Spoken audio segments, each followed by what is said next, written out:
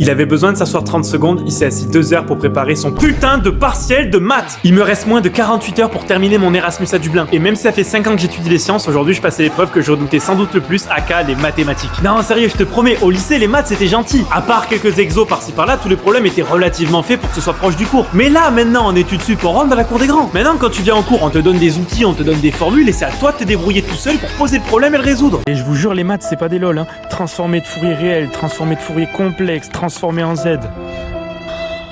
Non, sérieux, pour moi les maths c'est à la fois le truc le plus compliqué et peut-être même le plus simple. Compliqué parce qu'on voit des notions qu'on va vraiment pousser à l'extrême. En même temps, si je suis un ingénieur qui construit ta prochaine voiture, t'as peut-être envie que je connaisse un peu les maths qu'il y a derrière. De notre côté, les maths ça peut être simple et je vais peut-être me faire taper en disant ça parce que t'as pas trop besoin de réfléchir. Ce que je veux dire, c'est qu'il te suffit de faire plusieurs fois quelques exos pour comprendre que dans un même chapitre c'est tout le temps la même chose et qu'à partir du moment où t'arrives à le comprendre, c'est là que tu commences à comprendre les maths. Mais bon, ça après ça dépend de chacun. Moi je sais qu'il faut que je fasse entre 3 et 4 fois les exos pour comprendre. Mais je te garantis que quand ça fait un mois que tu t'entraînes et que tu rentres dans la salle pour défoncer ton examen, et voilà encore un examen de terminé, celui-là, on l'a croqué. Par contre, qu'est-ce que c'était dur, je vous jure, je suis épuisé. Bref, demain c'est ma dernière épreuve avant de terminer officiellement mon Erasmus. Alors si tu veux savoir si je vais croquer l'examen ou si c'est lui qui va me croquer, abonne-toi.